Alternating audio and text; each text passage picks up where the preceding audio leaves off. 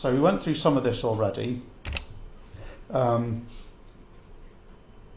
Tuesday in particular, how to do the processing, this example, these example contours that I was talking about. So we went through all this on Tuesday and the real data and so on. Okay, but what I'm going to do is talk you through like doing PCA. Okay, so we're going to start with this automobile data set that you're possibly overly familiar with now, but it's good to be familiar with things. And we're going to look at the columns: engine size, weight, miles per gallon, acceleration. Again, I've shown you that this is what standardization looks like, i.e. no change to the structure of the data, but the axes change from being in different units, right? Because if you think about it, this one here is going from 2,000 to 5,000, this here is going from 0 to 0.006, right? Do you want to say that this has got lots more variance associated with this? Well, no, because that's just a feature of the units that you use. So you'll see that what you're doing when you standardize isn't changing the shape, but suddenly all of the axes just go between -2 and 2, more or less, maybe up to 3, right? So there's a standardization of the data, okay. Actually, yeah, having said it's 0.6, that's actually a density, right, sorry. So it's these numbers here, right? You've got some stuff between 10 and 40, some stuff between 2,000 and 500, right? And that's still labelled like this because it's still a density. But you change the units of a density when you change the units on the x-axis because it has units of per x-axis, right? So the main point is, yeah, on these pair plots, you suddenly see that everything's varying between -2 and 2, or -3 and 3 at the most. Okay, so you're sort of comparing like with like in terms of trying to do variance maximization. Okay, so this is the algorithm for PCA that it's a good idea to learn. So you firstly standardize data and calculate its covariance matrix X, or equivalently you could just work with the correlation matrix. That's the same thing. Okay. Then what you do is you calculate an orthonormal eigensystem for S, which we're going to write lambda I VI, and the indices are going to be defined so that the eigenvalues are non-decreasing. Okay. Then VI is going to be called the ith principal component, and we'll write it out like this: that VI1 times variable 1 plus da da da plus VI2 times variable 2 plus VIP times variable P, right?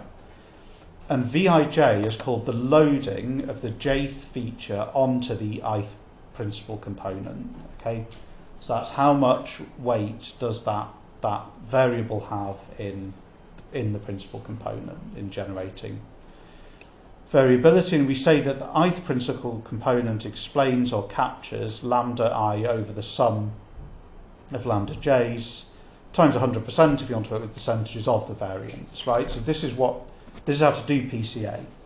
So it's mainly finding the eigensystem, but you also want to interpret that eigensystem in terms of loadings and percentages of variance explained. Okay, so let's go through what that means.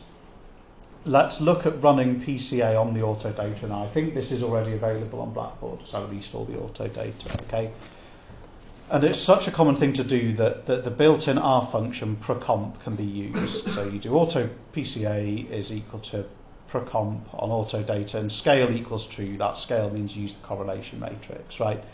So there are times where if everything is measured in the same unit, you might not want to scale, okay?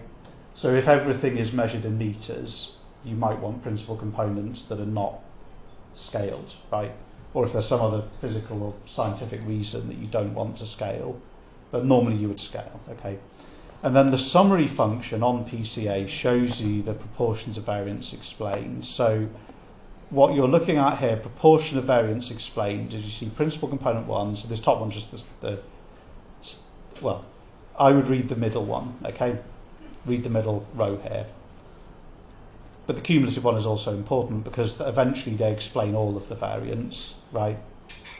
Is that the first principal component explains 75% of the variance in the data, then the second one explains about 17.5%, and the other two explain almost none of the variance in the data, right? And if you print it, printing on the PCA object gives you the matrix of loadings, so the eigenvectors that it's found, right? And because the eigenvectors are symmetric under reflection, whether it's a plus or a minus doesn't tell you anything. Okay, what you're interested in is the absolute value and the values relative to each other. So to be a reflection, it's going to be everything goes negative. Yeah. So then if you plot it, plotting it tells you the amount of variance explained by each component. Now I've added some X labels. I mean, I was being a little bit lazy, so they are not quite aligned with the thing, but that actually doesn't matter. I wouldn't mark someone down for doing that, but you have to label your x-axes, right? And PCA has seemed to have worked well if this is kind of L-shaped. So what you want is the first two, or first three if there's loads of variables data, to explain lots of the variance. So there's some point in doing PCA on these data. In contrast, the worst case scenario is like a hyphen shape where each component explains a very similar amount of variance. That's not necessarily worst case for other reasons, right? You might want PCA to fail, but it's the worst case from the point of view of performance of PCA, okay? So then if you do this thing called a biplot, that shows the data in the original variables projected onto the first two principal components. So yours should be more legible than this, right? This is not a very legible plot. But what it's saying is that there's principal component 1 along the x-axis, principal component 2 along the y-axis.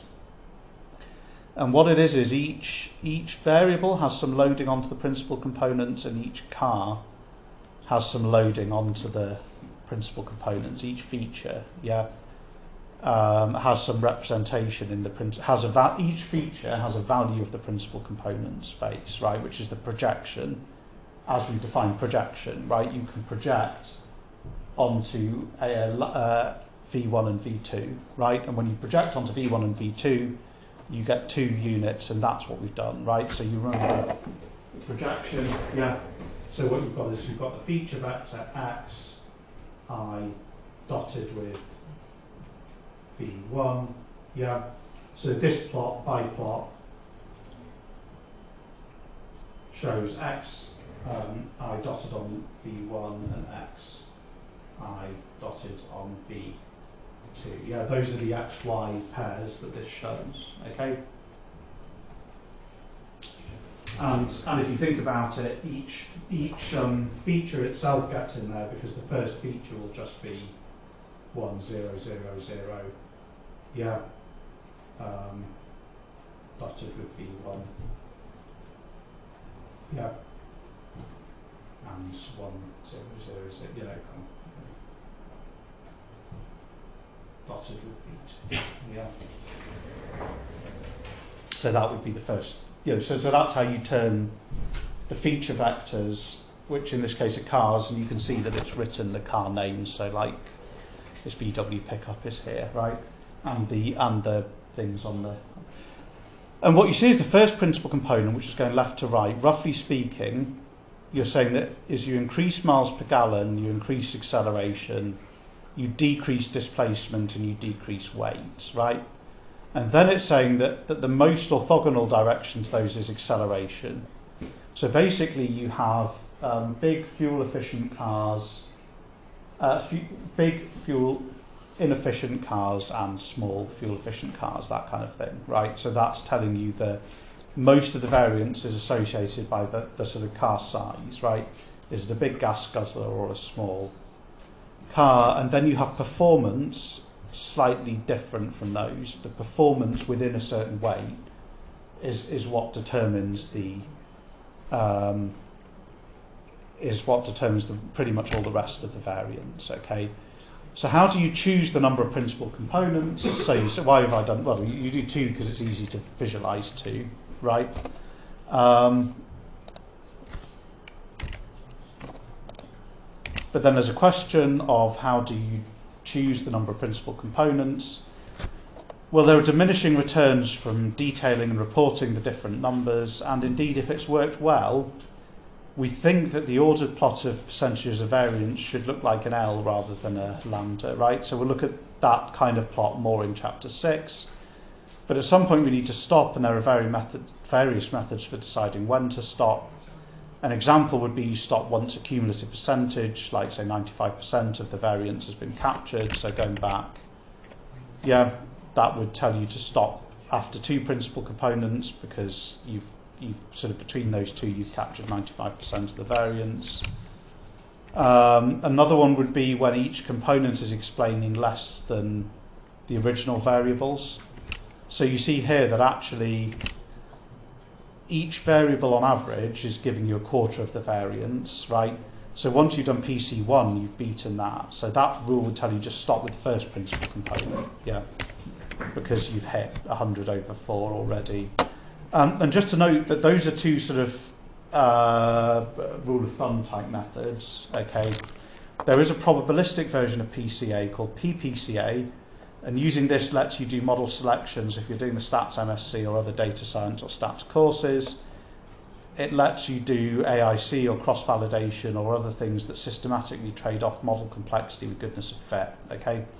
So that would be, I'd say, the best method, but it's a bit beyond the scope because we don't quite get into AIC and cross-validation, okay? I'll talk about them a little bit. We don't quite get into them, okay? So that is PCA. Any questions on PCA? So that is one of the techniques you can do for your coursework, right? This is one of the first inherently multivariate things that you do, and yeah, it doesn't make sense, right, in the univariate case, because you've only measured one thing in the univariate case, so there's no point going from 1 to 0 things that you measure, right? Whereas this is saying sometimes you go to 1, 2, 3 or whatever, you might measure 100 things, you've only really measured 2 or 3, okay? Because they have a dependence between them. Okay, so the other technique that we cover in depth is called factor analysis.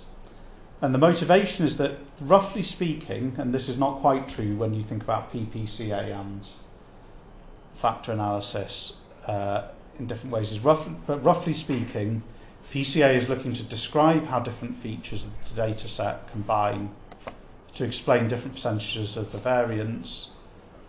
An alternative approach is to try to model the emergence of features from underlying factors. So let's think about two examples. So one example is exam scores. A student takes many different papers. Their marks on these are determined by factors, how hard you work and your aptitude for study.